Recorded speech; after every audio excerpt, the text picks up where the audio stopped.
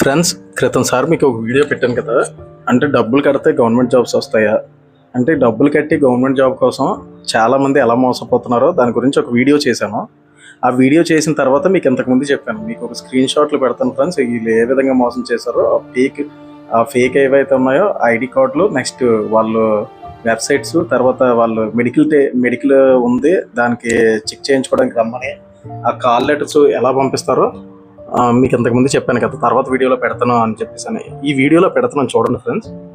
ఈ ఐడి కార్డులు చూడండి, యాజ్ ఇట్ ఈస్గా అంటే వీళ్ళు ఎలాగా అవతల వాళ్ళని ఎలా బురుడి కొట్టించి ఎలా మోసం చేశారో అన్ఎంప్లాయ్స్ అన్న వాళ్ళని చూడండి. సహజంగా మనం డబ్బులు కడతాం, డబ్బులు కట్టిన తర్వాత ఏంటంటాం అంటే మనకి జాబ్ అనేది ఇంట్రెస్ట్ ఉండడం వల్ల ఎవరైనా డబ్బులు కడితే జాబ్ వస్తుందంటే కడతారు. చాలామంది ఏం చేస్తారు, కొంత కట్టేస్తారు అనమాట. కొంత కట్టేసిన తర్వాత మిగతా రిమైనింగ్ అమౌంట్ ఏమంటారు, మాకు జాబ్ వచ్చిన తర్వాత మేము ఇస్తాము అని అనేటప్పుడు వీళ్ళు ఏం చేస్తారంటే మిగతా అమౌంట్ని లాగడానికి ఇలా ఫేక్ ఐడీలు క్రియేట్ చేస్తారు ఫ్రెండ్స్. చూడండి ఐడి కార్డులు ఎలా ఉన్నాయి.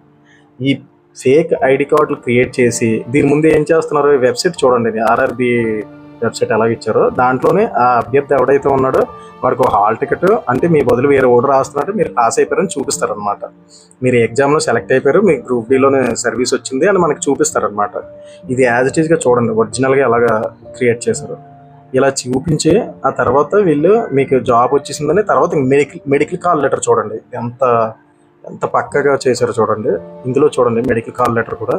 ఈ మెడికల్ కాల్ లెటర్ ఇచ్చి వీళ్ళు ఏం చేస్తారు, మీకు మెడికల్ ఒకటి ఉంది అంటే మనకి డౌట్ రాకుండా ఇప్పుడు ఫస్ట్ ఆఫ్ ఆల్ ఏం చేస్తారు, సర్వీస్లోకి వెళ్ళాలంటే ఫస్ట్ మనం ఎగ్జామ్ రాసాం, ఓకే మనకు ఒక హాల్ టికెట్ నెంబర్ వచ్చింది, రిజల్ట్ ఇచ్చాడు, రిజల్ట్లో మన హాల్ టికెట్ నెంబర్ కనపడగానే మనం క్వాలిఫై అయిపోయాం అనుకుంటాం. తర్వాత మరి వీళ్ళకి అనుమానం రాకుండా ఉండాలంటే ఏం చేయాలి, మెడికల్ ఉంటుంది అనమాట. ఆ మెడికల్ కూడా కండక్ట్ చేసి దానికి ఒక లెటర్ పంపడం, ఆ మెడికల్లో అయిపోయినట్టు ఇలా చూపించడం. చూడండి ఇది అంత పకడ్బందీగా చేస్తారు. దాని అనంతరం ఎంప్లాయ్ కార్డ్స్ అనమాట. ఇంక ఎంప్లాయ్ కార్డు ఎప్పుడైతే వచ్చిందో, ఎంప్లాయ్ ఐడెంటిటీ కార్డు ఎప్పుడైతే వచ్చిందో కంప్లీట్గా నమ్మేస్తారనమాట. నమ్మేసిన తర్వాత ఏముంటుంది, వాళ్ళు 10 లక్షలు అయితే 10 లక్షలు, 15 లక్షలు అయితే 15 లక్షలు ఇచ్చేసుకుంటారు అనమాట. ఇచ్చేసిన తర్వాత ఏమవుతారు, వీళ్ళు ఎస్కేప్ అయిపోతారు. అయితే ఇక్కడ ఫస్ట్ ఆఫ్ ఆల్ ఎవరు బుక్ అయిపోతారంటే మధ్యలో మీడియేటర్స్ దెబ్బ అయిపోతారు ఫ్రెండ్స్. అంటే ఈ కమిషన్లకి ఆశపడిపోయి, అంటే వాళ్ళకి తెలియదు నిజంగా ఇచ్చేస్తాడేమో అని చెప్పేసి అని వీడు కమిషన్లకి ఆశపడిపోయి వీడు ఒక ఇద్దరిని తీసుకురావడం, ముగ్గురిని తీసుకురావడం, ఆడి ద్వారా ఆడు ఒక ఇద్దరు ముగ్గురిని ఇలాగ చైన్ లాగా అనమాట. వీళ్ళు ఎలా తీసుకొస్తూ ఉంటారు అనమాట. పలానా చోట ఇలాగ వాడికి వచ్చింది జాబ్ అంటే నిజం అనుకుంటారు. వీడు ఏంటంటే మీడియేటర్ ఏముంటుంది, వీడు ఒక 10 లక్షలు తీసుకొస్తే వీడికి 1 లక్ష రూపాయలు అంతా కమిషన్ ఇస్తారనమాట. ఆ తర్వాత ఏంటుంటుంది, బాగా బుక్ అయిపోయినాడు ఎవడవుతాడు, మీడియేటర్ ఎవడైతే ఉన్నాడో ఆడు బుక్ అయిపోతాడు అనమాట. ఎందుకంటే మనం డబ్బులు ఎవరైతే ఇచ్చామో, మనం ఎవరిని నమ్మి డబ్బులు ఇచ్చామో ఆడనే కదా పట్టుకుంటాం. ఆడిని పట్టుకొని వీడిని ఎప్పుడైతే టైట్ చేస్తామో ఇంకా వాడు అవతలని పట్టుకుందాం అంటే ఆడు దొరకడు అనమాట. తర్వాత దొరికిన తర్వాత ఏం చేతులు ఎత్తేస్తాడు అనమాట. ఏముంది కంప్లైంట్ పెడతారు. కంప్లైంట్ పెట్టినప్పుడు మధ్యలో ప్రెజర్ ఫీల్ అవ్వడం కానీ లేకపోతే చాలా వరకు పేకల మీద తెచ్చుకునేది కానీ మీడియేటర్లో తెచ్చుకుంటారు అనమాట. ఈ మీడియేటర్లు ఎవరై ఉంటారు, మనలాటలు అయ్యి ఉంటారు అనమాట. ఇలాంటివి నమ్మి కొద్దిగా ఏదో డబ్బులు వస్తుంది మధ్యలోనే మనకి డబ్బులు వస్తే వాళ్ళకి జాబ్ ఇస్తున్నారు కదా అని అనుకుంటారు అనమాట.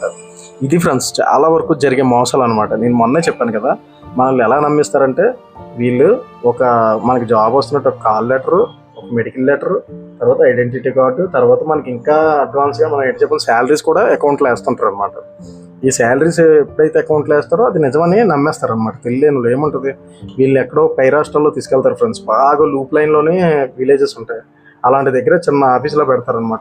ఇదే మీది రైల్వే, ఇక్కడ వచ్చింది మీ పోస్ట్, మీరు అలా పట్టాలబడి తిరగండి, మీరు వెరిఫై చెక్ చేస్తుండండి, ఇదే మీ ఉద్యోగం అంటే తెలియలేదు ఏమనుకుంటారు, నిరక్షరాస్యులు అంటే తక్కువ చదువుకున్న వాళ్ళు, పెద్ద నాలెడ్జ్ లేనివాడు అది నిజం అనుకుంటారు కదా. ఎందుకంటే మా దాంట్లో ఇలా మోసపోయినాడు ఒకడు, అలా జరిగింది కాబట్టి నేను చెప్పాను అనమాట. మా వాడు అలాగే ఇలా నమ్మేసి పట్టుకుని వెళ్తే వాడిని అలాగే ట్రాక్లు అమ్మడే తిప్పించారు అనమాట. చివరాఖరికి ఏమైందంటే ఈ ట్రాక్లు అమ్మడే ఎప్పుడైతే తిరిగారో ఇది నిజం కాదు జాబు, అవతలలో అనుమానం వచ్చి అడిగారు, నువ్వు ఎందుకు ఇలా తిరుగుతున్నావు అంటే ఇలాగా ఒకళ్ళు వచ్చి ఇలాగ జాబ్ వచ్చిందన్నారు, సో అండ్ సో అని చెప్పారనమాట. ఎప్పుడైతే చెప్పారో అప్పుడు అవతలను పట్టుకున్నారు. పట్టుకుంటే ఏమవుద్ది, తిప్పించాడు. అప్పటికే 2 years అయిపోయింది, చాలా కాలం గడిచిందనమాట. ఈ డబ్బులేమో వాడు హ్యాపీగా ఇంట్రెస్ట్ తిప్పుకొని బాగా సంపాదించుకుంటున్నాడు అనమాట. చివరాఖరికి వచ్చినప్పటికీ వాడికి అసలు కట్ చేసి రిమైనింగ్ డబ్బులు ఇవ్వడం వల్ల ఎవరైతే డబ్బులు కట్టి ఇవ్వాలన్నారో వాళ్ళు నష్టపోతున్నారు ఫ్రెండ్స్. ఇలాంటి వాటిలో మధ్యలో దూరి మీడియేటర్స్ ఎవరైతే ఉన్నారో, అంటే కమిషన్కి కొద్దిగా ఆశపడి మధ్యలో రికమెండ్ చేసిన వాళ్ళు ఎవరైతే ఉన్నారో అలాంటి వాళ్ళు నేను చాలా మందిని చూసాను ఫ్రెండ్స్. వాళ్ళు కొందరైతే ఈ టార్చర్ భరాయించలేక చచ్చిపోయిన వాళ్ళు కూడా ఉన్నారనమాట. ఇది చాలా ఈ మోసాలన్నీ గవర్నమెంట్ జాబుల విషయంలోనే ఎలా అవుతున్నాయో చూడండి, ఎలా జరిగిందో ఇది అంత క్లియర్గా మీకు చూపిస్తున్నాను చూడండి. ఈ ఐడి కార్డు కానీ ఫేక్ వెబ్సైట్ కానీ తర్వాత ఫేక్ మెడికల్ కాల్ లెటర్ కానీ చూడండి. అంటే జస్ట్ అవేర్నెస్ కోసం చెప్తున్నాను. ఇలాగే ఒకడు మా వాళ్ళు ఎవరైతే దెబ్బతిన్నారో అలాంటి ఒకళ్ళు ఇద్దరు ఉన్నారు. రేపు పొద్దున్న వాళ్ళని కూడా మీకు ఇంటర్వ్యూ చేసి మీకు పెడతాను చూడండి, మీకే అర్థమైపోతుంది మోసం అనేది ఎలా జరిగిందో వాళ్ళ మాటలో విందిరు కదా. ఈ విధంగాన ఇలాంటి డబ్బులు కడితే జాబ్లు ఇస్తామని మాత్రం మీరు నమ్మకండి ఫ్రెండ్స్. ఎట్టి పరిస్థితుల్లో కూడా ఇలాంటివన్నీ జరగవు. ఆల్మోస్ట్ గవర్నమెంట్ స్ట్రిక్ట్గానే ఉంటుంది. అప్పట్లోనే ఎప్పుడో పూర్వం 80s ఎప్పుడో జరిగాయేమో తెలియదు, కానీ ఇప్పట్లో అయితే ప్రతిదీ ఆన్లైన్ ట్రాన్స్పరెన్సీ అవడం వల్ల చాలా వరకు అటువంటివన్నీ నమ్మకూడదు. అలాంటివి జరగవు ఫ్రెండ్స్. సాధ్యమైనంత వరకు ఎక్కడ అటువంటి అనేది అసాధ్యం అన్నమాట. అందువల్ల జస్ట్ అవేర్నెస్ కోసం చెప్పాను. ఇటువంటి ఎప్పుడైనా మన దైనందిన జీవితంలో కనిపిస్తుంటాయి. అలాంటప్పుడు మీకు ఒక ఐడియా ఉంటుందని చెప్తున్నాను ఫ్రెండ్స్, అంతే. Okay friends, bye.